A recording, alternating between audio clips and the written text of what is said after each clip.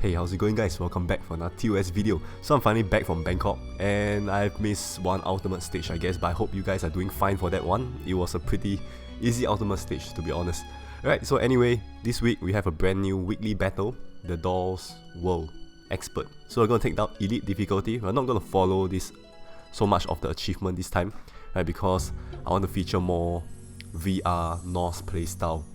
Right, so of course being a dark battle, right, let's bring in Thor. And this will be the team I'll be featuring. So at the same time I can take this chance to feature Catherine, the new the new starter. Alright, so Catherine can change attribute, right? So just so that this is a mono light, so she doesn't change to other attributes. Right, so without further ado, let's get into battle. So one of the more common question I get from people is that is the old Odin form useless now?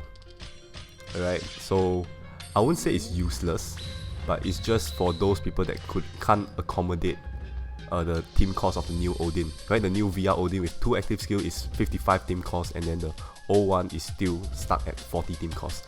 Right, so of course the new one will be better, the new form will be better. So it's really up to personal preference in terms of the active skill, I would say. Okay, so finally Norse has been fixed a bit, alright, so we do have passive convert now. So you can see here I dissolve 2 sets of light runes, means I'll get 2 enchanted runes the next turn, right, auto generated. So you can see that Norse doesn't have one problem about Norse last time is that whenever there's like enchanted shield and stuff like that, oh, I have to make a full attack and then I have to prep that enchanted rune beforehand and stuff like that. So we no longer have that problem because we know that we will have enchanted runes the next turn, right, which is a good thing, right, because Norse uses enchanted rune to deal that bonus damage. Okay, so having said so much stuff, I pretty much went through the first mini boss already, right, which is not much of a threat to be honest. And you can see we have Lightkeeper as well. Lightkeeper is a very good booster card, I would say. So here together with Keijo will be my my fast converter, right, so she gets ready pretty quickly. So here we can pretty much kill off Maurice as fast as possible. And Maurice gives you a chance of mass runes, right? So it's good to just kill it off in pretty much 2 turns. Right, so moving on, 7 out of 9, 1 round of mini mobs, and then we're moving on to the final mini boss there.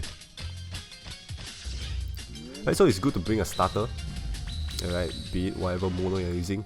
So for Catherine here, I would say Catherine is a bit of a trade-off, right? You do get a faster cooldown, 1 turn faster than the rest of the starters, and extended movement time to 12 seconds instead of 10 seconds, but in turn you do not get any slight attribute boost, right, in which the other starter do give you a bit of that. Alright, so Tsuchigumo here with 5 color shield, which is why I bring Catherine. Give us a much easier task.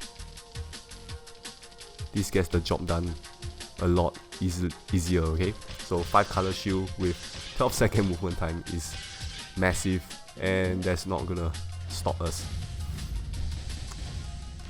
Right, so with this, moving on to the boss. So the boss pretty much skill wise is really pathetic.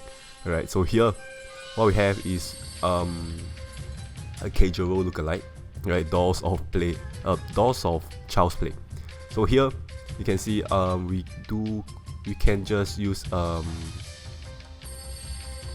booster, I guess, right, for 1 round light attack times 1.8, extend rune movement by 2 seconds, and we can use Keijoro as a convert. Don't mind the 2 mark dark runes because, to be honest, we can't really dissolve that anyways. right, we can use Almighty Allfather. Right, so for 1 round, team attack times 2.5 if a group of 5 or more runestones are dissolved in the column of far left or far right. Team attack times 2.5 in the next round. So it's not that I don't really have a next round here, but it's good to practice your spinning skills. Alright, so here, far left and far right, and there we go. That's game. Alright, so Norse is back, I would say, having a 4.5 multiplier now, and then with passive enchanted rune generation. So it gives Norse a bit of rebalancing.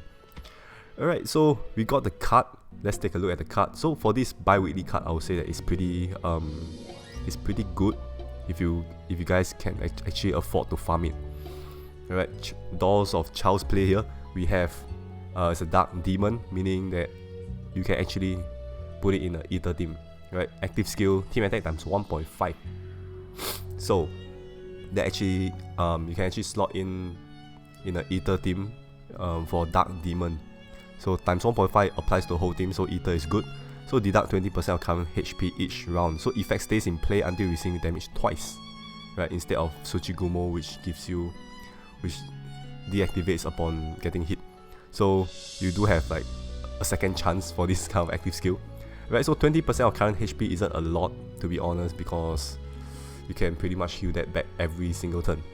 So quite a good card, right? I might be farming this one.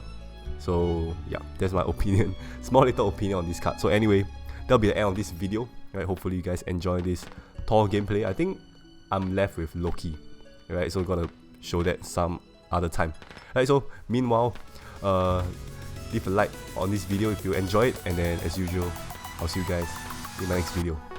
Bye bye.